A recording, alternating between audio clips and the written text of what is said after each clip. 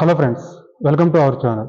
ఈరోజు మనతో పాటు ప్రముఖ ఆధ్యాత్మికవేత్త, ఇండస్ట్రియలిస్ట్ అండ్ ఎన్నో సేవా కార్యక్రమాలు చేసినటువంటి డాక్టర్ ఎడ్లపల్లి మోహన్ రావు గారు ఉన్నారు. నమస్కారం సార్. నమస్కారం.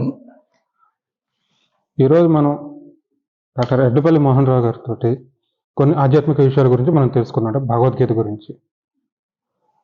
సార్, ఇప్పుడు ముందుగా ఇప్పుడు భగవద్గీతను చాలామంది చెప్తున్నారు. సో మిగిలిన వాళ్ళు చెప్పడానికి, మీరు చెప్పేదానికి కొంచెం డిఫరెంట్.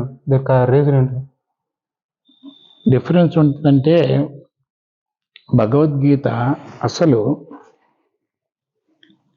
ఇంత పెద్ద వాల్యూమ్స్ కూడా ఉన్నాయి. భగవద్గీత నార్మల్గా అయితే ఇంత సైజు భగవద్గీతలు ఉన్నాయి.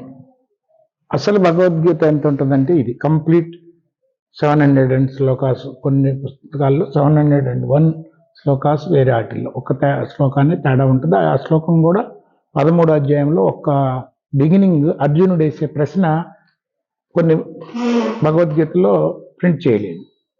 ఆ ప్రశ్నే సమాధానాలు అన్నీ ఉన్నాయి. ఆ ఒక్కటి తీసేస్తే 700 అవుతుంది, అది కలిపితే 700 అవుతుంది. మొత్తం 700 శ్లోకాలు మొత్తం ఈ చిన్న పుస్తకంలో ఉన్నాయి. ఇది సంస్కృతంలో ఉంటుంది. తెలుగు అక్షరాలు అయినా సరే దానికి అర్థం కావటం కాబట్టి ప్రతి పదానికి, సంస్కృత పదానికి తెలుగు పదం అర్థం రాస్తే, కేవలం భావం రాసేస్తే కొంత సైజు పెరుగుద్ది, అక్షరాలు కొంచెం పెద్ద చేస్తే సైజు పెరుగుద్ది, ప్రతి పదానికి అర్థం రాస్తే ఇంకొంచెం సైజు పెరుగుద్ది. సో కేవలం తాత్పర్యం రాస్తే అర్థం కాని వాళ్ళకి దాన్ని వివరణ, ఎగ్జాంపుల్స్తో సహా వివరణ రాస్తే ఇంకా సైజు ఎక్కువ పెరుగుద్ది. అట్లా ఇంత చిన్న భగవద్గీతని విపులంగా చేయటం వల్ల ఈ రకంగా చేస్తే ఇంకా బాగుంటుంది, 10 మందికి బాగా అందుద్ది, ఇట్లా చేస్తే ఇంకా బాగా అందుద్ది అనే ఉద్దేశంతో, సో అందరికి అందే ఉద్దేశంతో ఒకళ్ళ తర్వాత ఒకళ్ళు దానికి వ్యాఖ్యానాలు అంటే కామెంటరీస్ రాసుకుంటూ వెళ్ళారు. కొన్ని వందల రకాల భగవద్గీతలు ఉన్నాయి. ఒరిజినల్ శ్లోకాలు మాత్రం అన్నిట్లో ఒకటే. అయితే మరి ఇంత చిన్న భగవద్గీతని మరి అధ్యాయాలుగా విడగొట్టి రాశారు.